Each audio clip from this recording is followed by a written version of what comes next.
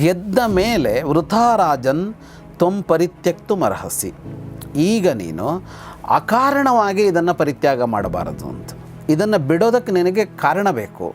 ಅವ್ರು ಹೇಳ್ತಾರೆ ಕಾರಣ ಇಲ್ಲ ನಿನಗೆ ಅಂತ. ಅವನು ಇಷ್ಟೊತ್ತು ಮಾತಾಡಿದ್ದಾನೆ. ಅವತ್ತು ಮಾಡ್ತಾ ಇದ್ದ ಮಹಾಯಜ್ಞಗಳಾಗಲ್ಲ.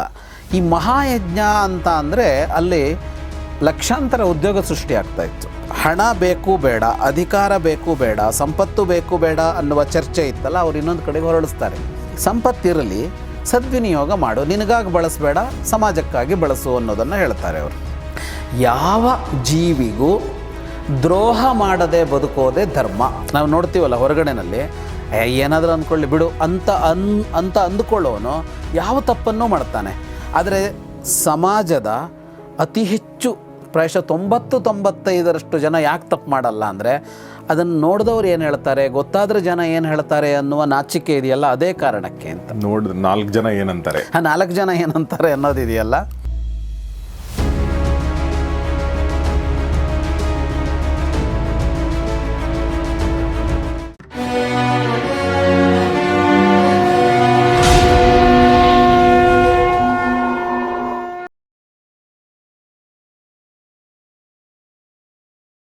ಸ್ನೇಹಿತರೆ ನಮಸ್ಕಾರ. ಗೌರಿ ಶಕ್ಕಿ ಸ್ಟುಡಿಯೋದ ವಿಶೇಷ ಕಾರ್ಯಕ್ರಮ ಮಹಾಭಾರತ ರಹಸ್ಯಗಳು, ದ ಸೀಕ್ರೆಟ್ಸ್ ಆಫ್ ಮಹಾಭಾರತ. ನಿಮಗೆಲ್ಲ ಆತ್ಮೀಯ ಸ್ವಾಗತ. ನಾನು ಗೌರಿ ಶಕ್ಕಿ. ಮಹಾಭಾರತ ರಹಸ್ಯಗಳಲ್ಲಿ ನಾವು ಶೋಕ ಪರ್ವದಲ್ಲಿದ್ದೀವಿ ಮತ್ತು ಶೋಕ ಪರ್ವದ ಕಥೆಯನ್ನು ಹೇಳೋದಕ್ಕೆ ಮುಂದುವರಿಸೋದಕ್ಕೆ ನಮ್ಮ ಜೊತೆಗೆ ಜಾಯ್ನ್ ಆಗಿದ್ದಾರೆ ವಿದ್ವಾನ್ ಜಗದೀಶ್ ಶರ್ಮಾ ಸಂಪತ್ ಸರ್. ಬನ್ನಿ ಅವ್ರನ್ನ ಸ್ವಾಗತಿಸೋಣ. ಸರ್, ಕಾರ್ಯಕ್ರಮಕ್ಕೆ ಸ್ವಾಗತ. ನಮಸ್ಕಾರ. ನಮಸ್ತೆ. ಮಹಾಭಾರತ ಕಥೆಯನ್ನು ಮುಂದುವರಿಸೋಕ್ಕಿಂತ ಮುಂಚೆ ನಮ್ಮ ಒಂದು ಕಥೆಯ ಒಂದು ಪುಟ್ಟ ಅಧ್ಯಾಯ ಶುರುವಾಗಿದೆ. ಅದೇನೆಂದರೆ, ಗೌರಿ ಶಕ್ಕಿ ಸ್ಟುಡಿಯೋ ಹೊಸ ಚಾನಲ್ ಶುರು ಮಾಡಿದೆ. ಅದು ರಾಜಕೀಯ ಮತ್ತು ಸಾಮಾಜಿಕ ವಿಷಯಗಳನ್ನು ಒಳಗೊಂಡ ಚಾನಲ್. ಅದನ್ನು ಸುಧನ್ವ ದೇರಾಜ್ ಅನ್ನುವಂಥ ಒಬ್ಬ ಪತ್ರಕರ್ತರು ಮುನ್ನಡೆಸ್ತಾ ಇದ್ದಾರೆ. ರಾಜಕೀಯದ ಕುರಿತಾಗಿ, ಸಾಮಾಜಿಕ ವಿಷಯಗಳ ಕುರಿತಾಗಿ ಮತ್ತು ಬೇರೆ ಬೇರೆ ವಿಚಾರಗಳ ಕುರಿತಾಗಿ ಪ್ರತಿದಿನ ಒಂದು ಡಿಸ್ಕಷನ್ ಇರುತ್ತೆ, ಒಂದು ಸ್ಟೋರಿ ಇರುತ್ತೆ. ದಯವಿಟ್ಟು ಅದನ್ನು ನೋಡಿ ಸಬ್ಸ್ಕ್ರೈಬ್ ಮಾಡಿ ಅಂತ ಕೇಳ್ತಾ ಇದ್ದೀನಿ. ಅದರ ಲಿಂಕನ್ನು ನಾನು ಡಿಸ್ಕ್ರಿಪ್ಷನಲ್ಲಿ ಹಾಕಿರ್ತೀನಿ. ದಯವಿಟ್ಟು ಅದನ್ನು ಸಬ್ಸ್ಕ್ರೈಬ್ ಮಾಡಿ. ಸೊ ಈಗ ವಾಪಸ್ ನಮ್ಮ ಮಹಾಭಾರತಕ್ಕೆ ಬರೋದಾದರೆ, ಇಲ್ಲಿ ನಡೀತಾ ಇರೋದು ನಮ್ಮ ಯುಧಿಷ್ಠಿರನ ಕಥೆ. ಆ್ಯಕ್ಚುಲಿ ಇದು ಯುಧಿಷ್ಠಿರ ಶುರು ಮಾಡಿರುವಂಥ ಕಥೆ. ಮತ್ತು ಅದಕ್ಕೆ ಎಲ್ಲರೂ ಅಂದರೆ, ನನಗೆ ರಾಜ್ಯ ಬೇಡ, ನಾನು ಕಾಡಿಗೆ ಹೋಗ್ತೀನಿ ಅಂತ ಕೂತ್ಕೊಂಡಿರುವಂಥದ್ದು. ಅದಕ್ಕೆ ಉಳಿದವರೆಲ್ಲ ಮಾತಾಡಿದ್ದನ್ನು ನಾವು ನೋಡಿದ್ವಿ. ಒಂದು ಸ್ವಲ್ಪ ಈ ಒಂದು ಪ್ರಸಂಗ ಅತ್ಯಂತ ಅಪ್ರಸಿದ್ಧವಾದ ಪ್ರಸಂಗ ಅನಿಸುತ್ತಲ್ಲ ಸರ್ ಇದು? ನಮ್ಗೆ ಯಾರಿಗೂ ಗೊತ್ತಿಲ್ಲ ಆ್ಯಕ್ಚುಲಿ. ಹೌದು. ಯಾಕೆ ಇದು ನಿಮ್ಮ ಪ್ರಕಾರ ಅಪ್ರಸಿದ್ಧ ಆಗಿ ಉಳ್ಕೊಂಡಿದೆ? ಅಂದರೆ ಈ ಕಥೆ ಅಂತ ಏನೂ ಹೋಗಿಲ್ಲ. ತುಂಬ ಸುದೀರ್ಘ ಚರ್ಚೆ ನಡೆಯುತ್ತೆ. ಸಂವಾದದ ದೃಷ್ಟಿಯಿಂದ ಇದೊಂದು ಬಹಳ ಅತ್ಯುತ್ತಮವಾದ ಸಂವಾದ ಇದೆ ಇಲ್ಲಿ. ಅಂದರೆ ಅವನು ನಿರಾಕರಿಸ್ತಲೇ ಹೋಗ್ತಾನೆ, ಅದಕ್ಕೆ ಒಬ್ಬರಾದ್ಮೇಲೆ ಒಬ್ಬರು ಹಾಗಲ್ಲ ಅಂತ ಹೇಳ್ತಾ ಹೋಗ್ತಾರೆ. ಇದರ ನಡುವೆ ತುಂಬ ವಿಷಯಗಳು ಬರುತ್ತೆ.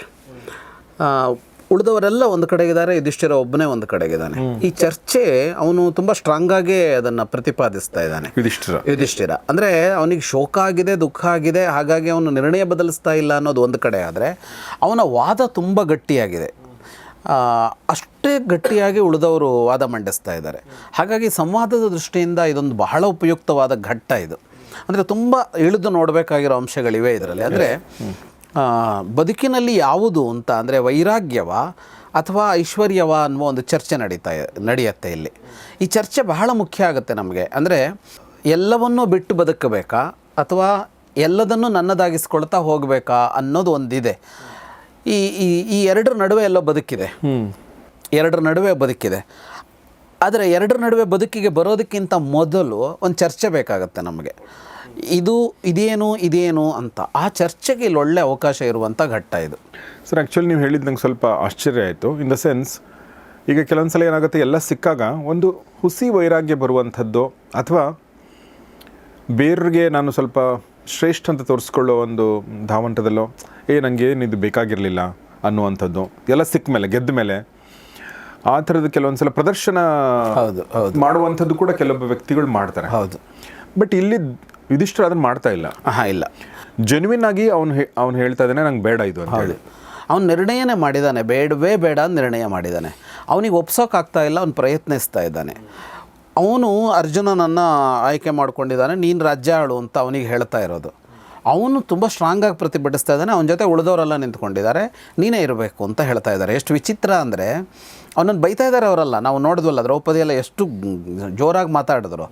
ಆದರೆ ಜೋರಾಗಿ ಮಾತಾಡಿದ ಮೇಲೂ ಏನು ಹೇಳ್ತಾರೆ ಅಂದರೆ ನೀನೇ ರಾಜ ಆಗಬೇಕು ಅಂತ ಹೇಳ್ತಾ ಇದ್ದಾರೆ. ಈಗ ನೀವು ಹೋಗಬೇಕಿದ್ರೆ ಅಂತ ಅಂದರೆ ಏನು ಸಮಸ್ಯೆ ಇಲ್ವಲ್ಲ. ಈಗ ಅವನು ಹೋದರೆ ಇವರಿಗೇನು ರಾಜ್ಯ ಕಳೆದೋಗಲ್ಲ, ಇವರಿಗೇನು ಸಮಸ್ಯೆ ಇಲ್ಲ, ಇವ್ರು ಉಳ್ಕೋತಾರೆ. ಆದರೆ ಇವ್ರು ಹಂಗೆ ಹೇಳ್ತಾ ಇಲ್ಲ, ನೀನು ಇರಲೇಬೇಕು ಅಂತ ಹೇಳ್ತಾ ಇದ್ದಾರೆ. ಆದರೆ ಅವನು ಇಲ್ಲ ಅಂತ ಹೇಳ್ತಾನೆ. ಹಾಗಾಗಿ ಇದು ಅಪ್ರಸಿದ್ಧ ಆಗಬಾರ್ದಾಗಿತ್ತು. ಇದರ ಒಟ್ಟು ಕಥೆಯಾದರೂ ಒಂದು ಈ ಥರ ಚರ್ಚೆ ನಡೀತು ಅಂತಲಾರು ಗೊತ್ತಿರಬೇಕಾಗಿತ್ತು. ಕರೆಕ್ಟ್. ಎಷ್ಟೋ ಸಲ ಏನಾಗುತ್ತೆ ಅಂದರೆ ಈ ಥರ ಮುಖ್ಯವಾದ ಅಂಶಗಳನ್ನು ಸೈಡಿಗೆ ಇಟ್ಕೊಂಡ್ಬಿಡ್ತೀವಿ.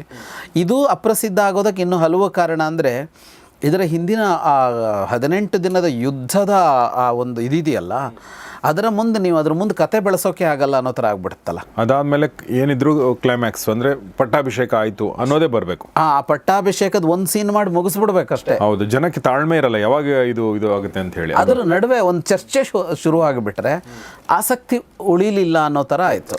ಆದರೆ ವ್ಯಾಸರಿಗೆ ಅಷ್ಟೇ ಇದಲ್ವಲ್ಲ, ಅವರಿಗೇನೋ ಹೇಳಬೇಕಾಗಿದೆಯಲ್ಲ, ಅವ್ರು ಇದನ್ನು ಇಲ್ಲಿ ತಗೊಂಡ್ರು. ಚರ್ಚೆ ಈ ಚರ್ಚೆಯನ್ನು ನೋಡಿದಾಗ ಅಂದರೆ ತುಂಬ ಅದ್ಭುತ ಅಂತ ಅನ್ನಿಸ್ತು ನನಗೆ. ಈ ಚರ್ಚೆ ಇಟ್ಕೊಂಡು ಒಂದು ಪುಸ್ತಕ ಬರೀಬೇಕು ಅಂತ ಇವತ್ತು ಯೋಚನೆ ಮಾಡ್ತಾ ಇದ್ದೆ, ಇವತ್ತು ಓದುವಾಗ. ಅಂದರೆ ಯಾವುದರ ಹಿಂದೆ ಮನುಷ್ಯ ಹೋಗಬೇಕು ಅಂತ ಅನ್ನೋದಕ್ಕೆ 2 ಬಹಳ ದೊಡ್ಡ ವಾದ ಸರಣಿಯನ್ನು ಸೃಷ್ಟಿ ಮಾಡುತ್ತೆ ಇದು ಸಂವಾದ. ದೀರ್ಘವಾಗಿದೆ, ನಾವು ಭಾಳ ಕಡಿಮೆ ಹೇಳಿದ್ದೀವಿ ಇದರಲ್ಲಿ. ಇದು ನಮಗೆ ಯಾಕೆ ಬೇಕಾಗುತ್ತೆ ಅಂದರೆ ನಾನು ಅದನ್ನೇ ಹೇಳಿದ್ನಲ್ಲ, ಇದು 2ರ ನಡುವೆ ಎಲ್ಲೋ ಬದುಕಿದೆ.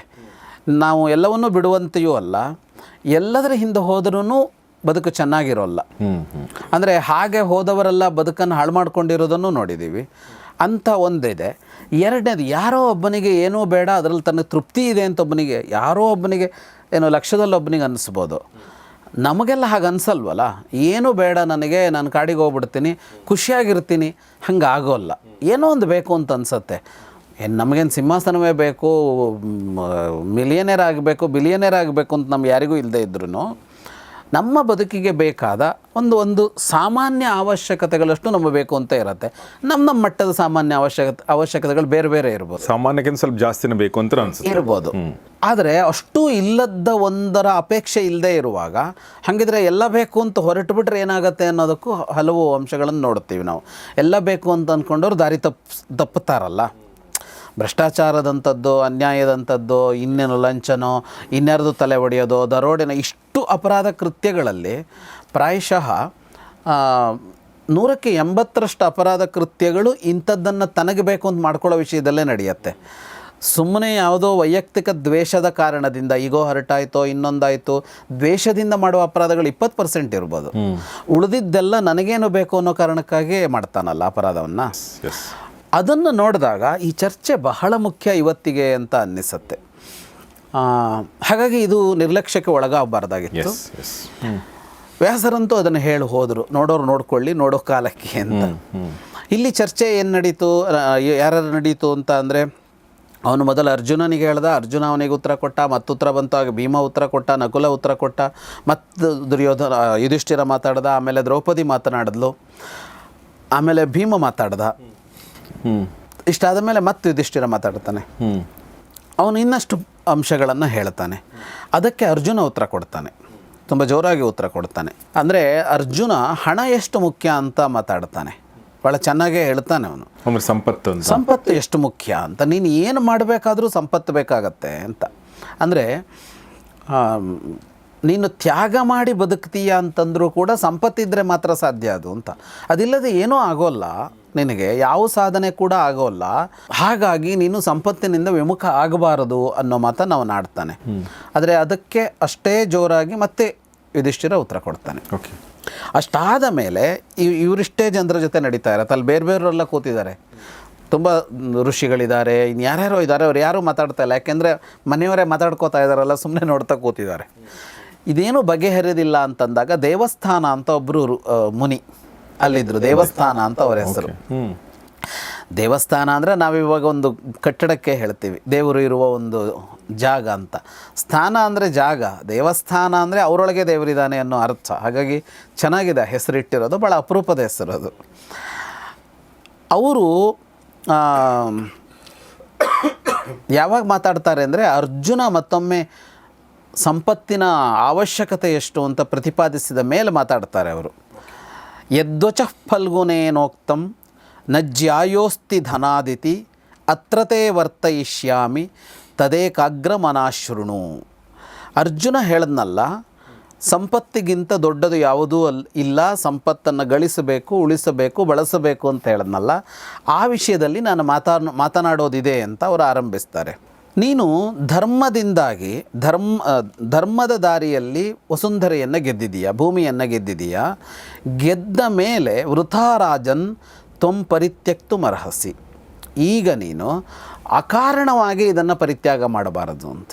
ಯುದ್ಧ ಮಾಡದೆ ಗೆದ್ದೆ, ಇದನ್ನು ಬಿಡೋದಕ್ಕೆ ನಿನಗೆ ಕಾರಣ ಬೇಕು. ಅವ್ರು ಹೇಳ್ತಾರೆ ಕಾರಣ ಇಲ್ಲ ನಿನಗೆ ಅಂತ. ಅವನು ಇಷ್ಟೊತ್ತು ಮಾತಾಡಿದ್ದಾನೆ, ಆದರೆ ಅವರು ಅದನ್ನು ಒಂದೇ ಮಾತಲ್ಲೇ ಹೊಡೆದು ಹಾಕ್ತಾರೆ. ರಾಜ್ಯ ಪರಿತ್ಯಾಗ ಮಾಡೋದಕ್ಕೆ ನಿನ್ನ ಹತ್ರ ಕಾರಣ ಇಲ್ಲ. ಕಾರಣ ಇಲ್ಲ ಅಂತ ಅನ್ನುವಾಗ ಹೇಳೋದೇನು ಅವರು? ಅಜಾತಶತ್ರು ಧರ್ಮೇಣ ಕೃತ್ಸ್ನಾತೆ ವಸುಧಾಜಿತ. ನೀನು ಧರ್ಮಯುದ್ಧ ಮಾಡಿ ಗೆದ್ದಿದ್ದೀಯ, ಇದನ್ನು ಅಲ್ಲಿ ಧರ್ಮ ಇದೆ, ಅಲ್ಲಿ ಏನೋ ಬೇರೆ ನಡೆದಿದ್ದಕ್ಕೆ ಬೇಕಷ್ಟು ಚರ್ಚೆ ಮಾಡಿದ್ದೀವಿ ನಾವು. ಧರ್ಮದ ಕಾರಣಕ್ಕಾಗಿ ಯುದ್ಧ ಮಾಡಿದ ಮೇಲೆ, ಯುದ್ಧ ಮಾಡಿ ಗೆಲುವು ಸಂಪಾದಿಸಿದ ಮೇಲೆ ವೈರಾಗ್ಯ ಅನ್ನೋದು ಮುಖ್ಯ, ಸಂಪತ್ತು ಮುಖ್ಯ ಅಲ್ಲ ಬದುಕಿಗೆ ಅಂತ ಒಂದು ಮಾತು ಹುಟ್ಟುಕೊಳ್ಳೋಕೆ ಸಾಧ್ಯ ಇಲ್ಲ ಅಂತ. ಹಾಗಾಗಿ ನೀನು ಇದನ್ನು ಪರಿತ್ಯಾಗ ಮಾಡೋದಕ್ಕೆ ಸಾಧ್ಯವೇ ಇಲ್ಲ. ತಸ್ಮಾತ್ ಪಾರ್ಥ ಮಹಾಯಜ್ಞೈ ಯಜಸ್ವ ಬಹುದಕ್ಷಿಣೈ ಸ್ವಾಧ್ಯಾಯಯಜ್ಞಾ ಋಷಯೋ ಜ್ಞಾನಯಜ್ಞಾಸ್ತಥಾಪರೆ. ಅವ್ರು ಏನು ಹೇಳ್ತಾರೆ ಅಂತ ಅಂದರೆ, ನಿನಗೆ ಈ ಸಂಪತ್ತುಗಳಿಂದ ಭೋಗ ಅನುಭವಿಸಬಾರದು ಅಂತ ಇದ್ದರೆ, ನನಗೆ ಭೋಗದಲ್ಲೇ ಆಸಕ್ತಿ ಇಲ್ಲ, ನನಗೆ ಸುಖ ಬೇಕಾಗಿಲ್ಲ, ಇದರಿಂದ ಬರುವ ಸುಖ ಬೇಕಾಗಿಲ್ಲ, ಹಾಗಾಗಿ ನಾನು ವೈರಾಗ್ಯಪರನಾಗಿದ್ದೀನಿ ಅಂತ ಅನಿಸಿದರೆ ನೀನು ಯಜ್ಞಗಳನ್ನು ಮಾಡು, ಮಹಾಯಜ್ಞಗಳನ್ನು ಮಾಡು. ಮಹಾಯಜ್ಞಗಳನ್ನು ಬಹುದಕ್ಷಿಣೈಹಿ ಅಂತ. ಯಜ್ಞ ಏನು ಅಂದರೆ ತುಂಬ ದಕ್ಷಿಣೆ ಕೊಡುವಂತಹ ಮಹಾಯಜ್ಞಗಳು ಅಂತ. ಈ ಯಜ್ಞಗಳನ್ನು ಹಿಂದೆ ಮಾಡ್ತಾ ಇದ್ರಲ್ಲ, ಅದರಲ್ಲಿ ಇವತ್ತು ನಾವು ನೋಡುವ ಸಾಮಾಜಿಕ ದೃಷ್ಟಿಕೋನವೂ ಇದೆ ಇದರಲ್ಲಿ. ಈಗ ನಾವು ಒಂದು ಯಜ್ಞನೋ ಏನೋ ಹೋಮ ಹವನನೋ ಮಾಡ್ತೀವಿ ಅಂದರೆ ನಮ್ಮ ಮನೆಗೆ ಬೇಕಾಗೋಷ್ಟು ಮಾಡ್ಕೊಂಡು ಏನೋ ಮುಗಿಸ್ತೀವಿ, ಏನೋ ಕೋರಿಕೆ ಇರುತ್ತೆ, ಯಾವುದೋ ದೇವರದ್ದು ಏನೋ ಹೋಮ ಹವನ ಮಾಡ್ತೀವಿ. ಅವತ್ತು ಮಾಡ್ತಾ ಇದ್ದ ಮಹಾಯಜ್ಞಗಳಾಗಲ್ಲ. ಈ ಮಹಾಯಜ್ಞ ಅಂತ ಅಂದರೆ ಅಲ್ಲಿ ಲಕ್ಷಾಂತರ ಉದ್ಯೋಗ ಸೃಷ್ಟಿ ಆಗ್ತಾಯಿತ್ತು. ಅವನು ಯಾವುದೋ ಒಂದು ಯಾಗ ಮಾಡ್ತಾ ಇದ್ದ, ವಾಜಪೇಯನೋ ರಾಜಸೂಯನೋ ಅಶ್ವಮೇಧನೋ ಏನೋ ಒಂದು ರಾಜ ಯಾಗ ಮಾಡ್ತಾ ಇದ್ದ ಅಂತ ಅಂದರೆ ಇನ್ನೊಂದು ಕಡೆಗೆ ಹೋಗಿ ಯಾಗ ಮಾಡ್ತಾಯಿದ್ರು. ಇಲ್ಲಿ ಜಾಗ ಸಾಕಾಗ್ತಾ ಇರಲಿಲ್ಲ, ಊರಿನ ಹೊರಗೆ ಹೋಗ್ತಾಯಿದ್ರು. ರಾಜಧಾನಿಯ ಹೊರ ಪ್ರದೇಶದಲ್ಲೆಲ್ಲೋ ಹೋಗಿ ದೊಡ್ಡ ಜಾಗದಲ್ಲಿ ಒಂದು ನಗರ ನಿರ್ಮಾಣ ಮಾಡ್ತಾಯಿದ್ರು. ನಗರ ನಿರ್ಮಾಣ ಅಂದರೆ ಆ ಯಾಗಕ್ಕೆ ಬೇರೆ ಬೇರೆ ರಾಜರುಗಳನ್ನು, ಬೇರೆ ಬೇರೆಯವ್ರನ್ನ, ಲಕ್ಷಾಂತರ ಜನರನ್ನು ಕರೀತಾಯಿದ್ರು. ಇಷ್ಟು ಜನ ಬರಬೇಕು ಅಂತಂದಾಗ ಸಹಜವಾಗಿ ಅಲ್ಲಿ ಉದ್ಯೋಗ ಸೃಷ್ಟಿ ಆಗ್ತಾಯಿತ್ತು. ಈಗ ನಮ್ಮಲ್ಲಿ ಈ ಕುಂಭಮೇಳದಂಥದ್ದು ನಡೆದಾಗ ಒಂದು ಇಡೀ ರಾಜ್ಯದ GDP ಹೆಚ್ಚಾಗತ್ತೆ ಅನ್ನೋದನ್ನೆಲ್ಲ ನೋಡ್ತೀವಲ್ಲ ನಾವು. ಧಾರ್ಮಿಕ ಪ್ರವಾಸೋದ್ಯಮ ಅಂತ ಈಗೇನು ನಾವು ಆ ಭಾಷೆ ಬಳಸ್ತೀವಿ, ಅಂಥದ್ದೆಲ್ಲ ಅಲ್ಲಾಗತ್ತೆ. ಅಲ್ಲಿ ಒಂದು ಯಾಗ ನಡೆದ್ರೆ ಅಲ್ಲಿ ಕಲಾವಿದರು ಬರ್ತಾಯಿದ್ರು, ಎಲ್ಲೆಲ್ಲಿಂದಲೂ ಅವರವರ ಕಲೆಗಳನ್ನು ಪ್ರದರ್ಶಿಸ್ತಾ ಇದ್ದರು. ಅದಕ್ಕೆಲ್ಲ ಜಾಗ ಇರ್ತಾಯಿತ್ತು. ಅಂದರೆ ಆಗ ಒಬ್ಬ ಕಲಾವಿದನಿಗೆ ವೇದಿಕೆ ಸಿಗ್ತಾ ಹೋಗ್ತಿತ್ತು, ಅವನಿಗೆ ಅದಕ್ಕೆ ಆದಾಯವೂ ಸಿಗ್ತಾ ಹೋಗ್ತಾ ಇತ್ತು. ಹೀಗೆ ಒಂದು ಯಜ್ಞ ಅನ್ನೋದು ವಿನಿಯೋಗಿಸುವ ದೊಡ್ಡ ವಿಧಾನ. ಒಂದು ಕಡೆಗೆ ಸಂಪತ್ತು ಬಂದು ಶೇಖರಣೆ ಆಗುತ್ತಲ್ಲ, ಅದು ಮತ್ತೆ ಸಮಾಜಕ್ಕೆ ಹಂಚಿ ಹೋಗಬೇಕಲ್ಲ, ಅದರ ಒಂದು ದಾರಿಯಾಗಿತ್ತದು. ಅಂದರೆ ಅಷ್ಟು ನಿರ್ಮಾಣ, ಅಲ್ಲಿ ಅಲಂಕಾರಗಳಿವೆ, ಅಲ್ಲಿ ವ್ಯವಸ್ಥೆಗಳಿವೆ ಅಂತಂದ ಕೂಡಲೇ ಎಲ್ಲ ವರ್ಗದವರಿಗೆ ಉದ್ಯೋಗ ಸಿಕ್ತು. ಈಗ ನಮ್ಮಲ್ಲಿ ಉದ್ಯೋಗ ಸೃಷ್ಟಿ ಅಂತ ಒಂದು ಆರಂಭ ಮಾಡಿದೆಯಲ್ಲ, ನಡೆಸುತ್ತಲ್ಲ ಸರ್ಕಾರ. ನರೇಗಾ ಅಂತಿತ್ತು, ಈಗ ಮನರೇಗಾ ಅಂತಿತ್ತು, ಈಗ ಇದನ್ನು ಮಾಡಿದಾರಲ್ಲ ರಾಮ್ಜಿ ಅಂತ ಮಾಡಿದಾರಲ್ಲ. ಇಲ್ಲೀಗ ನೀವು ಉದ್ಯೋಗ ಸೃಷ್ಟಿ ಮಾಡ್ತಾ ಇದ್ದಾರೆ ಸರ್ಕಾರ. ಯಾಕೆ ಅಂತ ಅಂದರೆ ಅವನು ಕೆಲಸ ಮಾಡೋಕ್ಕೆ ಸಿದ್ಧ ಇದ್ದಾನೆ, ಕೆಲಸ ಮಾಡಿ ದುಡ್ಕೋತೀನಿ ಅಂತ ಹೇಳ್ತಾ ಇದ್ದಾನೆ. ಕೆಲಸ ಇಲ್ಲ ಅಂತ ಆಗತ್ತಲ್ಲ, ಆಗ ಹುಟ್ಟತ್ತಲ್ಲ, ಅಂಥದ್ದೆಲ್ಲ ಇರ್ತಾಯಿತ್ತು. ಎಲ್ಲ ಥರದವ್ರಿಗೆ ಕೆಲಸ ಇತ್ತು. ಅದರಿಂದ ಏನಾಗ್ತಾಯಿತ್ತು ಅಂದರೆ ರಾಜನಲ್ಲಿ ಶೇಖರಗೊಂಡ ಸಂಗ್ರಹಗೊಂಡ ಸಂಪತ್ತಿದೆಯಲ್ಲ ಹಂಚಿ ಹೋಗ್ತಾ ಇತ್ತು. ಅದಕ್ಕೆ ಅವ್ರು ಹೇಳ್ತಾರೆ ಮಹಾಯಜ್ಞೈ ಬಹುದಕ್ಷಿಣೈ ಯಜಸ್ವ. ದೊಡ್ಡ ದೊಡ್ಡ ಮಹಾಯಾಗ ಮಾಡು, ನಿನಗೆ ಬೇಡ ತಾನೆ, ನಿನ್ನ ಭೋಗಕ್ಕೆ ಬೇಡ ತಾನೆ. ಈಗ ಉಳಿದ ರಾಜರುಗಳೇನು ಮಾಡ್ತಾರೆ, ಆ ಸಂಪತ್ತನ್ನು ಇಟ್ಕೊಂಡು ಅವರ ಅರಮನೆ ದೊಡ್ಡ ಮಾಡ್ಕೋತಾರೆ. ಅದು ಏನೇನೋ ಅಂದರೆ ಎಷ್ಟು ತರಹದಲ್ಲಿ ದುಡ್ಡು ಹೆಚ್ಚು ಬಂದಾಗ ವಿನಿಯೋಗಿಸ್ಬೋದು ಅನ್ನೋದಕ್ಕೂ ದಾರಿ ಇರುತ್ತಲ್ಲ ಪ್ರಪಂಚದಲ್ಲಿ. ಅದು ಬೇಡ ಬಿಡು. ಯಜ್ಞಗಳು ಎಷ್ಟೋ ಯಜ್ಞಗಳಿವೆ. ಸ್ವಾಧ್ಯಾಯ ಯಜ್ಞ, ಜ್ಞಾನಯಜ್ಞ ಇದೆ, ಸ್ವಾಧ್ಯಾಯ ಯಜ್ಞ ಇದೆ. ಈಗ ಋಷಿಗಳು ಜ್ಞಾನಯಜ್ಞ ಮಾಡ್ತಾರೆ, ಸ್ವಾಧ್ಯಾಯ ಯಜ್ಞ ಮಾಡ್ತಾರೆ ಅಂತ ಅಂದರೆ ಅವರು ಅಧ್ಯಯನ ಮಾಡ್ತಾರೆ. ಅಧ್ಯಯನವೇ ಒಂದು ಯಜ್ಞ ಅವರಿಗೆ. ಇದು ಗೀತೆಯಲ್ಲೂ ಬಂದ ವಿಷಯ. ಇನ್ನು ಜ್ಞಾನಯಜ್ಞ ಅಂದರೆ ಅರಿವು ಪಡ್ಕೊಳ್ಳೋಕ್ಕೆ ಪ್ರಯತ್ನಿಸ್ತಾರೆ, ಜ್ಞಾನ ಅದೊಂದಿದೆ. ಇನ್ನು ಕರ್ಮಯಜ್ಞ ಮಾಡ್ತಾರೆ, ಕರ್ಮಗಳನ್ನು ಮಾಡ್ತಾರೆ. ಇನ್ಯಾರೋ ಕರ್ಮನಿಷ್ಠಾಂಸ್ತು ಬುದ್ಧೇತಾಹ ತಪೋನಿಷ್ಠಾಂಶ್ಚ ಭಾರತ. ಇನ್ಯಾರೋ ತಪೋಯಜ್ಞ ಮಾಡ್ತಾರೆ, ತಪಸ್ಸು ಮಾಡ್ತಾರೆ. ಹೀಗೆ ಹಲವು ಯಜ್ಞಗಳಿವೆಯಲ್ಲ, ಅಂಥವುಗಳಲ್ಲಿ ನೀನು ಮಹಾಯಜ್ಞಗಳ ಮೂಲಕ ಅದನ್ನು ವಿನಿಯೋಗಿಸು ನೀನು ಅಂತ ಅವರು ಹೇಳ್ತಾರೆ. ಅದನ್ನು ಹೇಳ್ತಾ ಅವರು ಒಂದಿಷ್ಟು ನಿದರ್ಶನಗಳನ್ನು ಕೊಡ್ತಾರೆ. ಇಂದ್ರ ಯಜ್ಞ ಮಾಡಿದ್ದ, ಶಿವನೇ ಯಜ್ಞ ಮಾಡಿದ್ದ, ಹರಿಶ್ಚಂದ್ರ ಯಜ್ಞ ಮಾಡಿದ್ದ. ಅಂದರೆ ಇವರೆಲ್ಲ ಯಜ್ಞಗಳನ್ನು ಮಾಡಿ ತಮ್ಮ ಸಂಪತ್ತನ್ನು ವಿನಿಯೋಗಿಸಿ, ಅಲ್ಲಿ ತ್ಯಾಗ ಬಂದೇ ಬರುತ್ತಲ್ಲ, ಅಷ್ಟು ಹಣವನ್ನು ಖರ್ಚು ಮಾಡಬೇಕು ಅಂತಂದಾಗ ತ್ಯಾಗ ಬರುತ್ತೆ. ಹೀಗೆ ತ್ಯಾಗ ಮಾಡಿ ಅವರು ದೊಡ್ಡ ದೊಡ್ಡ ಪದವಿಗಳನ್ನು ಏನೋ ಪಡ್ಕೊಂಡ್ರು, ಪುಣ್ಯ ಪಡ್ಕೊಂಡ್ರಲ್ಲ, ಆ ಕೆಲಸ ಮಾಡ್ಬೋದಲ್ವ ನೀನು ಅಂತ ಅವ್ರು ಹೇಳ್ತಾರೆ. ಅಂದರೆ ಹಣ ಬೇಕು ಬೇಡ, ಅಧಿಕಾರ ಬೇಕು ಬೇಡ, ಸಂಪತ್ತು ಬೇಕು ಬೇಡ ಅನ್ನುವ ಚರ್ಚೆ ಇತ್ತಲ್ಲ, ಅವ್ರು ಇನ್ನೊಂದು ಕಡೆಗೆ ಹೊರಳಿಸ್ತಾರೆ ದೇವಸ್ಥಾನರು. ಸಂಪತ್ತಿರಲಿ, ಸದ್ವಿನಿಯೋಗ ಮಾಡು, ನಿನಗಾಗಿ ಬಳಸಬೇಡ, ಸಮಾಜಕ್ಕಾಗಿ ಬಳಸು ಅನ್ನೋದನ್ನು ಹೇಳ್ತಾರೆ ಅವರು. ಹೀಗೆ ಹೇಳಿದ ದೇವಸ್ಥಾನರು ವೈವಿಧ್ಯವನ್ನು ತೆರೆದಿಡ್ತಾರೆ ಅವನೆದುರಿಗೆ. ಇದೇ ಸತ್ಯ ಅಂತ ಅಲ್ಲ, ಹೀಗೆ ಬದುಕೋದೇ ಸತ್ಯ, ವೈರಾಗಿಗಳಾಗೋದೇ ಸತ್ಯ ಅಂತ ನೀನು ಪ್ರತಿಪಾದಿಸೋಕೆ ಆಗೋಲ್ಲ. ಯಾಕೆ ಅಂತ ಅಂದರೆ ಅನ್ಯೇ ಶಮಂ ಪ್ರಶಂಸಂತಿ ವ್ಯಾಯಾಮಮಪರೇ ತಥಾ ನೈಕಂ ನ ಚಾಪರಂ ಕೇಚಿತ್ ಉಭಯಂಚ ತಥಾಪರೆ. ಒಬ್ಬೊಬ್ಬರಿಗೆ ಒಂದೊಂದು ಇಷ್ಟ ಆಗುತ್ತೆ. ಯಾರಿಗೋ ನೀನು ಹೇಳಿದ ಶಮದ ದಾರಿ ಇದೆಯಲ್ಲ, ಶಾಂತಿಯ ದಾರಿ, ಅಂದರೆ ಇಂದ್ರಿಯ ಸಂಯಮ ಮಾಡಿ ತಪಸ್ಸು ಮಾಡ್ತೀನಿ ಅನ್ನುವ ದಾರಿ ಯಾರಿಗೋ ಇಷ್ಟ ಆಗುತ್ತೆ. ಇನ್ಯಾರಿಗೋ ಕರ್ಮ ಇಷ್ಟ ಆಗುತ್ತೆ, ಕರ್ಮದ ಹಾದಿ ಇಷ್ಟ ಆಗುತ್ತೆ, ಕರ್ಮದಲ್ಲಿ ತೊಡಗಿಸಿಕೊಳ್ತಾರೆ. ಇನ್ಯಾರೋ ಯಜ್ಞಮೇಕಂ ಪ್ರಶಂಸಂತಿ ಯಜ್ಞಮೇಕೇ ಪ್ರಶಂಸಂತಿ, ಅಂದರೆ ಯಜ್ಞ ಮಾಡೋದೇ ಶ್ರೇಷ್ಠ ಅಂತ ಇನ್ಯಾರಿಗೋ ಅನಿಸುತ್ತೆ. ಸನ್ಯಾಸಂ ಅಪರೇ ಜನಾಃ, ಇನ್ಯಾರಿಗೋ ಇದು ಯಾವುದೂ ಚೆನ್ನಾಗಿಲ್ಲ, ಸನ್ಯಾಸವೇ ಇಷ್ಟ ಅಂತ ಅಂದ್ಕೊಳ್ತಾರೆ. ದಾನಮೇಕೆ ಪ್ರಶಂಸಂತಿ, ಇನ್ಯಾರಿಗೋ ಕೊಟ್ಟು ಬದುಕಿದರೆ ಚೆನ್ನಾಗಿದೆ ಅಂತ ಅನಿಸುತ್ತೆ. ಕೇಚಿದೇವ ಪ್ರತಿಗ್ರಹಂ, ಇನ್ಯಾರಿಗೋ ಸ್ವೀಕರಿಸಿ ಬದುಕೋದರಲ್ಲಿ ಸುಖ ಇದೆ ಅಂತ ಅನ್ನಿಸುತ್ತೆ. ಪ್ರತಿಗ್ರಹ ಅಂದರೆ ಸ್ವೀಕರಿಸಿ ಬದುಕೋದರಲ್ಲಿ ಸುಖ ಇದೆ ಅಂತ ಅನಿಸುತ್ತೆ. ಇನ್ಯಾರೋ ಕೇಚಿತ್ ಸರ್ವಂ ಪರಿತ್ಯಜ್ಯ ತೂಷ್ಣೀಂ ಧ್ಯಾಯಂತ ಆಸತೆ, ಇನ್ಯಾರೋ ಎಲ್ಲ ಬಿಟ್ಟು ತಣ್ಣಗೆ ಧ್ಯಾನ ಮಾಡ್ತಾ ಕೂತ್ಕೋತಾರೆ. ರಾಜ್ಯಮೇಕೆ ಪ್ರಶಂಸಂತಿ, ಕೆಲವರಿಗೆ ರಾಜ್ಯ ಇಷ್ಟ ಆಗತ್ತೆ. ಯಾಕೆ? ಸರ್ವೇಷಾಂ ಪರಿಪಾಲನಂ, ಇಷ್ಟು ಜನರನ್ನು ನೋಡ್ಕೊಳ್ತೀನಲ್ಲ, ಸಣ್ಣ ಕೆಲಸವಾದು, ಅದರಲ್ಲಿ ಸಮಾಜ ಸೇವೆ ಇಲ್ವಾ, ತ್ಯಾಗ ಇಲ್ವಾ, ವೈರಾಗ್ಯ ಇಲ್ವಾ, ನಾನು ನನಗಾಗಿ ಮಾಡ್ತಾ ಇಲ್ಲ, ನೂರಾರು ಲಕ್ಷಾಂತರ ಜನರನ್ನು ನೋಡ್ಕೊಳ್ತೀನಲ್ಲ ಅಂತಂದಾಗ ರಾಜ್ಯಮೇಕೆ ಪ್ರಶಂಸಂತಿ, ರಾಜ್ಯಾಡಳಿತವೇ ಯೋಗ್ಯವಾದದ್ದು ಅಂತ ಯಾರೋ ಹೇಳ್ತಾರೆ.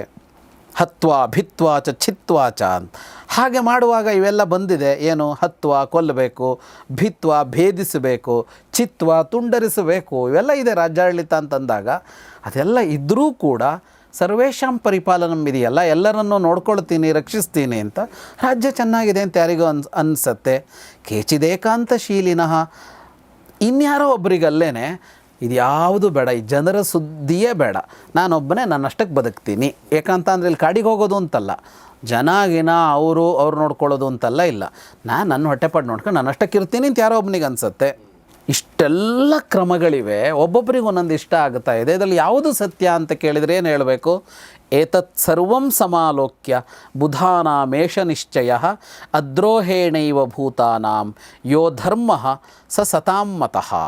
ಬಹಳ ಸುಂದರವಾದ ಮಾತಿದು. ಇಷ್ಟೆಲ್ಲವನ್ನು ನೋಡಿದಾಗ ತಿಳಿದವರು ಒಂದು ನಿಶ್ಚಯಕ್ಕೆ ಬರ್ತಾರೆ, ಒಂದು ನಿರ್ಣಯಕ್ಕೆ ಬರ್ತಾರೆ.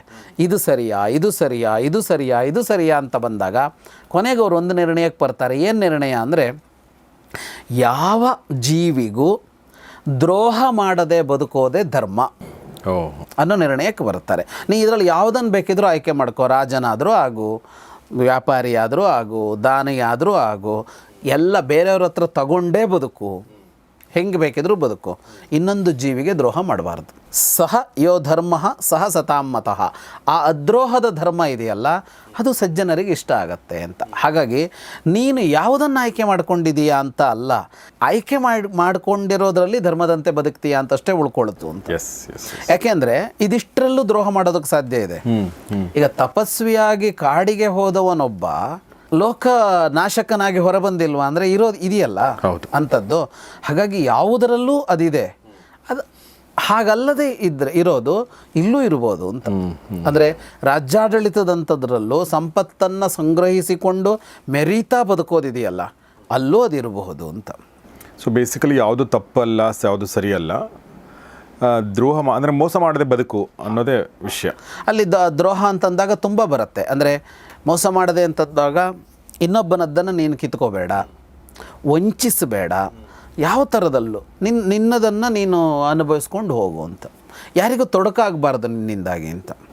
ಎಸ್, ಅವ್ರು ಹೇಳ್ತಾರೆ, ಅದ್ರೋಹ ಸತ್ಯವಚನಂ ಸಂವಿಭಾಗೋ ಧೃತಿ ಕ್ಷಮ ಪ್ರಜನಸ್ವೇಷು ದಾರೇಶು ಮಾರ್ಧವಂ ಹ್ರೀಹಿ ಅಚಾಪಲಂ. ಯಾವುದೆಲ್ಲ ಅಂದರೆ ಸತ್ಯವಚನ, ಸುಳ್ಳು ಹೇಳಬಾರ್ದು, ಅಂದರೆ ಹೇಳಿದಂತೆ ನಡಿಬೇಕು. ಆಮೇಲೆ ಸಂವಿಭಾಗ, ಹಂಚಿ ಬದುಕಬೇಕು. ಹಂಚಿ, ಅದು ಅದ್ರೋಹ ಅಂದರೆ ಏನು ಅಂತ ವ್ಯಾಖ್ಯಾನಿಸ್ತಾರೆ ಅವರು. ಸುಳ್ಳು ಹೇಳಬಾರ್ದು ಅದ್ರೋಹ ಅಂದರೆ, ದ್ರೋಹ ಅಲ್ಲದೆ ಇರೋದು ಅಂದರೆ ಹಂಚಿ ಬದುಕಬೇಕು. ಧೃತಿ ಬೇಕು, ವಿವೇಕ ಬೇಕು, ಕ್ಷಮ ಸಹನೆ ಬೇಕು, ಮಾರ್ಧವಂ ಅಂದರೆ ಮೃದುತ್ವ ಬೇಕು, ಹ್ರೀಹಿ ಅಂತ ಈ ನಾಚಿಕೆ ಅಂತ. ಈ ನಾಚಿಕೆಯನ್ನು ದೊಡ್ಡ ಮೌಲ್ಯ ಅಂತ ಹೇಳ್ತಾರೆ. ಈ ನಾಚಿಕೆ ಅನ್ನೋದು ಮೌಲ್ಯ ಅಂದರೆ ನಮಗದೇನು ಅಂತ ಅನ್ಸುತ್ತಲ್ಲ, ವಾಸ್ತವವಾಗಿ ನಮ್ಮಲ್ಲೂ ಅದಿದೆ. ಈ ಕೆಲಸ ಮಾಡೋಕ್ಕೆ ನಾಚಿಕೆ ಆಗಲ್ವಾ ಅಂತ ಕೇಳ್ತೀವಿ ನಾವು. ಈ ಕೆಲಸ ಮಾಡಿದರೆ ಜನ ಏನು ಅಂದ್ಕೊಳ್ತಾರೋ ಅಂತ ಒಂದು ಅನ್ಸತ್ತಲ್ಲ, ಅದು ನಾಚಿಕೆ. Yes yes. ಮನುಷ್ಯ ಯಾವಾಗ ಇದನ್ನು ಮೀರ್ತಾನೆ ಅವಾಗ ಅವನು ಏನು ಬೇಕಿದ್ರೂ ಮಾಡ್ತಾನೆ. ನಾವು ನೋಡ್ತೀವಲ್ಲ ಹೊರಗಡೆನಲ್ಲಿ, ಏನಾದರೂ ಅಂದ್ಕೊಳ್ಳಿ ಬಿಡು ಅಂತ ಅಂದುಕೊಳ್ಳೋನು ಯಾವ ತಪ್ಪನ್ನೂ ಮಾಡ್ತಾನೆ. ಆದರೆ ಸಮಾಜದ ಅತಿ ಹೆಚ್ಚು ಪ್ರಾಯಶಃ 90-95% ಜನ ಯಾಕೆ ತಪ್ಪು ಮಾಡಲ್ಲ ಅಂದರೆ, ಅದನ್ನು ನೋಡಿದವ್ರು ಏನು ಹೇಳ್ತಾರೆ, ಗೊತ್ತಾದರೆ ಜನ ಏನು ಹೇಳ್ತಾರೆ ಅನ್ನುವ ನಾಚಿಕೆ ಇದೆಯಲ್ಲ, ಅದೇ ಕಾರಣಕ್ಕೆ ಅಂತ. ನೋಡಿದ್ರೆ 4 ಜನ ಏನಂತಾರೆ, 4 ಜನ ಏನಂತಾರೆ ಅನ್ನೋದಿದೆಯಲ್ಲ, ಅದು ಬಹಳ ಮುಖ್ಯ ಆಗುತ್ತೆ. ಹಾಗಾಗಿ ಇದು ಅದ್ರೋಹದಲ್ಲಿ ಸೇರುತ್ತೆ ಇದೆಲ್ಲ ಅಂತ. ಹಾಗಾಗಿ ತಸ್ಮಾದೇವಂ ಪ್ರಯತ್ನೇನ ಕೌಂತೆಯ ಪರಿಪಾಲಯ. ಹಾಗಾಗಿ ನೀನು ರಾಜ್ಯ ಪರಿಪಾಲನೆ ಮಾಡು, ಪ್ರಜಾ ಪರಿಪಾಲನೆ ಮಾಡು. ನೀನು ರಾಜನಾದ ಮಾತ್ರಕ್ಕೆ ನೀನು ಭೋಗಿಯಾಗಿರಬೇಕು ಅಂತ ಇಲ್ಲ, ನೀನು ಸ್ವಾರ್ಥಿಯಾಗಿರಬೇಕು ಅಂತ ಇಲ್ಲ. ಯೋಹಿ ರಾಜ್ಯೇ ಸ್ಥಿತ ಶಶ್ವತು ವಶೀ ತುಲ್ಯ ಪ್ರಿಯ. ನಿನಗೆ ರಾಜನಾಗಿದ್ದಾಗಲೂ ಪ್ರಿಯ ಅಪ್ರಿಯ ಎರಡರ ಕುರಿತು ಒಂದು ಸಮಾನ ಭಾವ ಇರ್ಬೋದು ನಿನಗೆ ಅಂತ. ಗೀತೆಯಲ್ಲಿ ಬಂದ ವಿಷಯಗಳಿದೆಲ್ಲ ಬಂದಿದೆ. ಅಂದರೆ ಎರಡೂ ವಿಷಯದಲ್ಲಿ ಇಷ್ಟವಾದದ್ದು ನಡೆಯುತ್ತೆ, ಇಷ್ಟವಾಗದ್ದು ನಡೆಯುತ್ತೆ ನಮ್ಮ ಬದುಕಿನಲ್ಲಿ. ಎರಡನ್ನೂ ಸಮಾನವಾಗಿ ಸ್ವೀಕರಿಸ್ತೀನಿ ಅಂತ ಆದರೆ ಹಾಗಿರ್ಬೋದು ಕ್ಷತ್ರಿಯನಾದವನು. ಹಾಗೆ ಬದುಕೋದಾದರೆ ರಾಜ್ಯಾಡಳಿತದಲ್ಲಿ ಯಾವ ಸಮಸ್ಯೆಯೂ ಇಲ್ಲ. ಅಸಾಧು ನಿಗ್ರಹರತಃ ಸಾಧೂನಾಂ ಪ್ರಗ್ರಹೇ ರತಃ. ಯಾರು ದುಷ್ಟರಿದ್ದಾರೋ ಅವರನ್ನು ದಂಡಿಸು, ಯಾರು ಸಜ್ಜನರು ಒಳ್ಳೆಯವರಿದ್ದಾರೋ ಅವರನ್ನು ರಕ್ಷಿಸು. ಇನ್ನು ಹೋಗಲೇಬೇಕು ಕಾಡಿಗೆ ಅಂತ ಇದ್ದರೆ ಅದು ಕಾಲ ಬರುತ್ತೆ, ಆಗ ಹೋಗು ಅಂತ. ಯಾವಾಗ ಹೋಗಬೇಕು ಅಂದರೆ, ಪುತ್ರ ಸಂಕ್ರಾಮಿತ ಶ್ರೀಸ್ತು ವನೇ ವನ್ಯೇನ ವರ್ತಯನ್ ವಿಧುನಾ ಶ್ರಾವಣೇನೈವ ಕುರಿಯಾತ್ ಕಾಲ ಮತಂದ್ರಿತಃ. ಒಬ್ಬ ಯೋಗ್ಯನಾದ ಮಗನನ್ನು ಯೋಗ್ಯನನ್ನಾಗಿಸಿ ಅವನಿಗೆ ಪಟ್ಟ ಕಟ್ಟಿ ಕಾಡಿಗೆ ಹೋಗಿ ಕಾಡಿನ ಬದುಕನ್ನು ಬದುಕು, ಈಗಲ್ಲ ಅಂತ ಹೇಳ್ತಾರೆ ದೇವಸ್ಥಾನರು. ಅಂದರೆ ಎಷ್ಟು ಚೆನ್ನಾಗಿದೆ ಇವರ ಮಾತು ಅಂತ ಅಂದರೆ, ಈ ತರಹ ವೈರಾಗ್ಯಗಳಿವೆಯಲ್ಲ, ಇವು ಅಪಾಯದ ವೈರಾಗ್ಯಗಳು. ಇಂಥ ಅಪಾಯದ ವೈರಾಗ್ಯಗಳು ನಮ್ಮಲ್ಲಿ ತುಂಬ ಜನರಿಗಿರುತ್ತೆ. ಅಂದರೆ ಹೆಚ್ಚಿನ ಸಜ್ಜನರಿಗೆಲ್ಲ ಇಂಥದ್ದೇ ವೈರಾಗ್ಯ ಇರುತ್ತೆ. ಅವರಿಗೆ ಯಾಕೆ ಇದು ಯಾಕೆ ಅಧಿಕಾರ ಯಾಕೆ ಇನ್ನೊಂದು ಯಾಕೆ ಅಂತ ಅಂದುಕೊಂಡು ಅವರು ಸುಮ್ಮನೆ ಕೂತ್ಕೋತಾರೆ. ಬಟ್ ಏನಂದರೆ ನನಗನ್ಸೋದು ಅಂದರೆ ಗೆದ್ದ ಮೇಲೆ ವೈರಾಗ್ಯ ಇದೆಯಲ್ಲ, ಅದು ನಮ್ಮಲ್ಲಿ ಭಾಳ ಜನರಿಗಿರಲ್ಲ. ನಾವು ಮಾಡೋಕ್ಕಿಂತ ಮುಂಚಿನ ವೈರಾಗ್ಯ ಮೊದಲೇ ಮಾಡೋದೇ ಇಲ್ಲ. ಅದು ವೈರಾಗ್ಯ ಇಳಿಯೋದೇ ಇಲ್ಲ. ಅದಕ್ಕೆ ಆ ವೈರಾಗ್ಯ ತುಂಬ ಜನಕ್ಕಿರುತ್ತೆ. ಗೆದ್ದ ಮೇಲೆ ಬರೋದೇ ಇಲ್ಲ. ಗೆದ್ದ ಮೇಲೆ ಅಲ್ಲೇ ಕೂತ್ಕೊಂಡು, ಗೆದ್ದ ಮೇಲೆ ಅದು ಅಂಟಿಕೊಂಡು ಕೂತ್ಕೊಂತಾರೆ. ಹೌದು. ಈ ವೈರಾಗ್ಯಕ್ಕೂ ಇಲ್ಲಿ ಉತ್ತರ ಇದೆ ಅಂತ. ಅಂದರೆ ಈ ವೈರಾಗ್ಯ ಅನಾವಶ್ಯಕ ಅಂತ. ಈಗ ಯಾವ ಕಾಲದಲ್ಲೂ ಜಗತ್ತಿನಲ್ಲಿ ದುರ್ಜನರಿಗಿಂತ ಸಜ್ಜನರ ಸಂಖ್ಯೆ ಹೆಚ್ಚೆ, ದುಷ್ಟರಿಗಿಂತ ಒಳ್ಳೆಯವರೇ ಹೆಚ್ಚು. ಈ ಕಾಲವೂ ಅಷ್ಟೇ, ಯಾವ ಕಾಲವಾದರೂ ಅಷ್ಟೇ. ನಮಗೇನು ಅನಿಸುತ್ತೆ ಅಂದರೆ, ಕಾಣಿಸೋರಲ್ಲ ಅವರಾದಾಗ ನಮಗೆ ಇಲ್ಲೆಲ್ಲ ಕೆಟ್ಟವರೇ ತುಂಬಿಬಿಟ್ಟಿದ್ದಾರೆ ಸುತ್ತ ಅಂತ ಅನಿಸುತ್ತೆ. ಅವರು ಯಾಕೆ ಕಾಣಿಸ್ತಾರೆ ಅಂದರೆ, ಸಜ್ಜನರು ಹೋಗಲ್ವಲ್ಲ, ಸಜ್ಜನರಲ್ಲಿ ಹೋಗೋದೇ ಇಲ್ಲ. ನಾವು ರಾಜಕಾರಣ ಅಂತ ತಗೊಂಡ್ರೆ ಕೆಲವರ ಹೆಸರು ಬರೋದು ಸಜ್ಜನ ರಾಜಕಾರಣಿ ಅಂತ ಬರ್ಕೊತಿರ್ತೀವಿ. ಯಾಕಷ್ಟು ಕಡಿಮೆ ಸಜ್ಜನ ರಾಜಕಾರಣಿ ಕಾಣ್ತಾ ಇದ್ದಾರೆ ಅಂದರೆ, ಸಜ್ಜನರು ಕಡಿಮೆ ಏನೂ ಆಗಿಲ್ಲ, ಅದು ಯಾರಿಗೆ ಬೇಕದೆಲ್ಲ ಅಂತ ಇವರು ಸುಮ್ಮನೆ ಕೂತ್ಕೊಳ್ತಾರಲ್ಲ. ಈ ವೈರಾಗ್ಯಕ್ಕೆ ದೇವಸ್ಥಾನರ ಈ ಇದರಲ್ಲಿ ಉತ್ತರ ಇದೆ ಅಂತ. ಆ ಸಜ್ಜನ ರಾಜಕಾರಣಿಗಳು ಕೂಡ ಅವರು ಯಾವುದೋ ಒಂದು ಪಂಥದಲ್ಲಿ ಇದ್ದರೆ ಅದು ಯಾವುದೋ ಒಂದು ಸಂದರ್ಭದಲ್ಲಿ ಅವ್ರನ್ನೂ ಬೈತಾರೆ. ಪಂಥಕ್ಕೆ ಸಿಕ್ಕಾಕೊಂಡು ಅವ್ರೇನೋ ಹೇಳಿದಾಗ ಅವರು ಬಚಾವಾಗಲ್ಲ ಯಾವುದೋ ಒಂದು ಸಂದರ್ಭದಲ್ಲಿ. ಅವರು ಇನ್ನೂ ಒಂದು ಮಾತು ಹೇಳ್ತಾರೆ, ನಿರ್ವಾಣಂತು ಸುದುಷ್ಪಾರಂ ಬಹುವಿಘ್ನಂಚ ಮೇ ಮತಂ. ನೀನು ಆಯ್ಕೆ ಮಾಡಿಕೊಂಡ ಆ ದಾರಿ ಇದೆಯಲ್ಲ, ಅದು ಕಷ್ಟದ್ದದು ಅಂತ.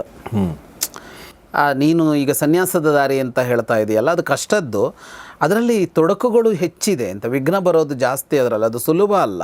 ಹಿಂದೆ ಹಲವರು ಇಂಥ ಕಾರ್ಯಗಳನ್ನೇ ಮಾಡಿ ಉತ್ತಮ ಲೋಕಗಳಿಗೆ ಹೋದವರಿದ್ದಾರೆ ಅಂತ. ಅದರಲ್ಲಿ ಯಾರು ಸಾಧ್ಯರು ಅನ್ನುವ ದೇವತೆಗಳಿದ್ದಾರೆ, ವಸುಗಳು ಅನ್ನುವ ದೇವತೆಗಳಿದ್ದಾರೆ, ಇವರೆಲ್ಲ ರುದ್ರರು ಅಂತೆಲ್ಲ ಹೇಳ್ತಾರೆ, ಆದಿತ್ಯರು, ಇವರೆಲ್ಲ ಹೀಗೆ ಆಡಳಿತ ನಡೆಸಿ ಅದನ್ನೆಲ್ಲ ಅನುಭವಿಸ್ತಲೇ ಅವರು ದೊಡ್ಡವರು ಅಂತ ಅನಿಸ್ಕೊಂಡಿದ್ದಾರೆ ಅಂತ. ಅವರೆಲ್ಲ ಏನು ಮೊದಲೇ ದೇವತೆಗಳಾಗಿ ಹುಟ್ಟಲಿಲ್ಲ, ಹುಟ್ಟಿದ ಮೇಲೆ ಅವರೆಲ್ಲ ದೇವತೆಗಳಾಗಿದ್ದು. ಹಾಗೆ ಎಷ್ಟೋ ರಾಜರ್ಷಿಗಳಿದ್ದಾರೆ ಅಂತ. ಇದನ್ನು ಮಾಡಿ ಅವರೆಲ್ಲ ಸ್ವರ್ಗಕ್ಕೆ ಹೋಗಿದ್ದಾರೆ. ಅಪ್ರಮತ್ತಾಸ್ತತ ಸ್ವರ್ಗಂ ಪ್ರಾಪ್ತ ಪುಣ್ಯೈ ಸ್ವಕರ್ಮಭಿಹಿ. ಇವರೆಲ್ಲರಿಗೂ ಸ್ವರ್ಗ ಸಿಕ್ಕಿದೆ. ನೀನು ಹೇಳಿರೋ ಪ್ರಕಾರ ಆದರೆ ಸನ್ಯಾಸಿಗಳಿಗೆ ಮಾತ್ರ ಸಿಗಬೇಕು, ವೈರಾಗ್ಯ ಅಂತ ಎದ್ದೋದವನಿಗೆ ಮಾತ್ರ ಸಿಗಬೇಕಲ್ಲ, ಕಟ್ಟಿಕೊಂಡವನಿಗೆ ಸಿಗಬಾರ್ದಲ್ಲ ಬದುಕನ್ನು ಅಂತಂದರೆ ಅವರಿಗೆಲ್ಲ ಸಿಕ್ಕಿದೆಯಲ್ಲ. ಹಾಗಿದ್ರಲ್ಲಿ ಏನಿದೆ ಅಂದರೆ ಅಪ್ರಮತ್ತಾಹ, ಅವರು ಪ್ರಮತ್ತರಾಗಲಿಲ್ಲ ಅಲ್ಲಿ ಅಂತ. ಅಂದರೆ ದಾರಿ ತಪ್ಪಲಿಲ್ಲ, ಮತ್ತೇರಿಸ್ಕೊಳ್ಳಿಲ್ಲ, ಅವರು ದಾರಿ ತಪ್ಪಲಿಲ್ಲ. ಹಾಗಾಗಿ ಏನಾಯಿತು ಅಂತ ಅಂದರೆ ಅವರಿಗೆ ಅದನ್ನು ತಲುಪೋದಕ್ಕೆ ಸಾಧ್ಯ ಆಯಿತು. ಅಷ್ಟು ಮಾಡಿದ್ರೆ ಆಯ್ತಲ್ಲ ಅಂತ ಹೇಳ್ತಾರೆ ದೇವಸ್ಥಾನರು. ಸೊ ಹಾಗೆ ಸಂವಾದ ಮುಂದುವರಿತದೆ, ಶೋಕಪರ್ವದ ಸಂವಾದ. ಈಗ ದೇವಸ್ಥಾನರ ಮಾತು ಕೇಳಿದ ಮೇಲೆ ಯುಧಿಷ್ಠಿರ ತನ್ನ ಮನಸ್ಸನ್ನು ಬದಲಾಯಿಸ್ತಾನ ಅಥವಾ ಮತ್ತೆ ತನ್ನ ಹಠಮಾರಿ ಧೋರಣೆಯನ್ನು ಮುಂದುವರಿಸ್ತಾನೆ ಅನ್ನೋದನ್ನು ಮುಂದಿನ ಭಾಗದಲ್ಲಿ ನೋಡೋಣ ಅಂತ ಹೇಳ್ತಾ ಇವತ್ತಿನ ಈ ಎಪಿಸೋಡ್ನ ಮುಗಿಸೋಕ್ಕಿಂತ ಮುಂಚೆ ವಿದ್ವಾನ್ ಜಗದೀಶ್ ಶರ್ಮಾ ಸಂಪತ್ ಸರ್ಗೆ ನಿಮ್ಮೆಲ್ಲರ ಪರವಾಗಿ ಧನ್ಯವಾದಗಳು ಸರ್. ತುಂಬ ಧನ್ಯವಾದ ನಮ್ಮ ಜೊತೆ ಇಷ್ಟೊತ್ತು ಮಾತಾಡಿದ್ರಿ. Thank you. ಸೊ ಸ್ನೇಹಿತರೆ, ಇದಕ್ಕಿಂತ ಮುಂಚೆ ಒಂದು ಎಪಿಸೋಡ್ ಮಾಡಿದ್ವಿ ನಾವು. ಆ ಎಪಿಸೋಡಲ್ಲಿ ಈ ಪುಸ್ತಕದ ಬಗ್ಗೆ ಮಾತಾಡಿದ್ವಿ, ಭಾರತದ ಭವ್ಯ ಕಥೆಗಳು ಅಂತ. ಇದರ ಲಿಂಕ್ ನಾನು ಡಿಸ್ಕ್ರಿಪ್ಷನಲ್ಲಿ ಹಾಕಿರ್ತೀನಿ. ಜಗದೀಶ್ ಶರ್ಮಾ ಸಂಪ ಅವರು ಬರೆದಿರುವಂಥ ಪುಸ್ತಕ ಅದು, ಅದನ್ನು ಕೂಡ ನೋಡಿ ಅಂತ ಹೇಳ್ತಾ ನಿಮ್ಮ ಅನಿಸಿಕೆಗಳಿಗೆ, ಅಭಿಪ್ರಾಯಗಳಿಗೆ ಮತ್ತು ಪ್ರಶ್ನೆಗಳಿಗೆ ಸ್ವಾಗತ. ಈಗ 592ರಲ್ಲಿದ್ದೀವಿ. 600 ಸಂಚಿಕೆ ಬರ್ತಿದ್ದ ಹಾಗೆ ನಾವು 575ರಿಂದ 600 ಮಧ್ಯೆ ಇರುವಂಥ ಸಂಚಿಕೆಗಳಲ್ಲಿ ಬಂದಿರುವಂಥ ಎಲ್ಲ ಪ್ರಶ್ನೆಗಳಿಗೆ ಉತ್ತರ ಕೊಡುವ ಪ್ರಯತ್ನ ಮಾಡ್ತೀವಿ. ಹೀಗಾಗಿ ನಿಮ್ಮ ಪ್ರಶ್ನೆಗಳನ್ನ ದಯವಿಟ್ಟು ಕಮೆಂಟ್ ಬಾಕ್ಸಲ್ಲಿ ತಿಳಿಸಿ ಅಂತ ಹೇಳ್ತೀನಿ. ಮತ್ತು ನಿಮ್ಮೆಲ್ಲ ಸ್ನೇಹಿತರೊಂದಿಗೆ ಶೇರ್ ಮಾಡಿ. ನೋಡ್ತಾರೆ ಗೌರಿ ಶಕ್ತಿ ಸ್ಟುಡಿಯೋ, ನೋಡ್ತಾರೆ ಮಹಾಭಾರತ ರಹಸ್ಯಗಳು, ದ ಸೀಕ್ರೆಟ್ಸ್ ಆಫ್ ಮಹಾಭಾರತ. ನಮಸ್ಕಾರ.